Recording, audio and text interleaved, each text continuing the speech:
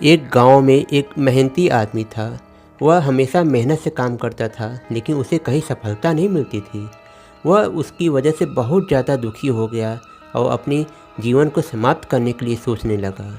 दोस्तों, आज मैं आपको धैर्य की कितनी सफलता मिलती है, आज मैं आपको इसकी कहानी सुनाऊंगा।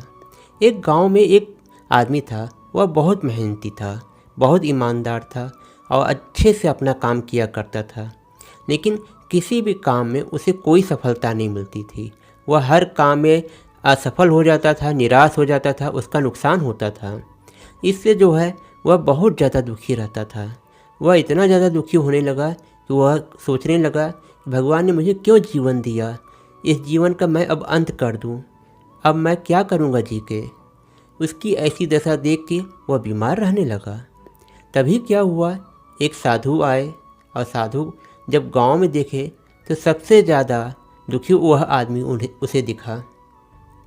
उसके बाद वो साधु जो हैं उसके पास में गए तो साधु को देख के उनके पैरों को पकड़ के वो रो के अपनी सारी बात कह डाला कि ऐसा है कि मैं सारा काम मेहनत से करता हूँ, लेकिन मुझे कोई सफलता नहीं मिलती है। इस पे साधु जी कहें, मैं तुम्हारी बात समझ चुका हूँ और तुम्हें समझाने के लिए मैं एक छोटी सी कहानी सुनाऊंगा। ज़रा तुम मेरी इस कहानी को ध्यानपूर्वक सुनना।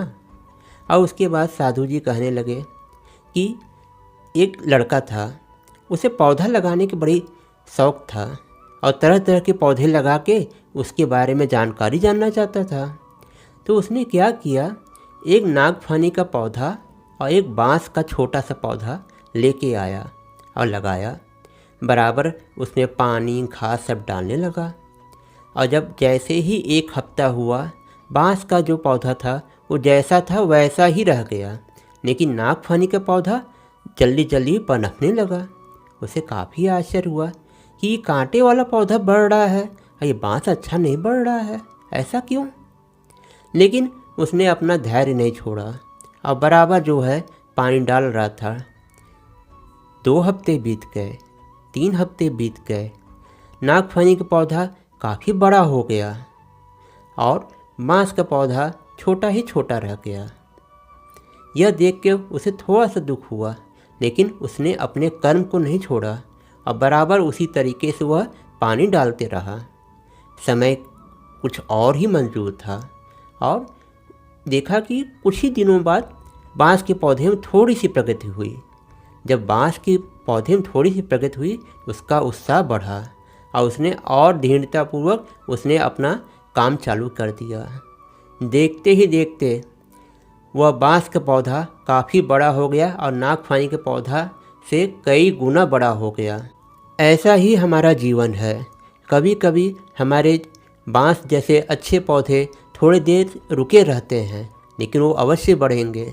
और जो है नागफनी के पौधे तो जल्दी बड़े होते हैं, लेकिन वो बांस से पौधे से वो छोटे रह जाते हैं।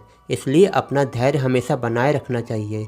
जो धैर्य बनाए रहता है वह अपने जीवन में ज़रूर सफल होता है।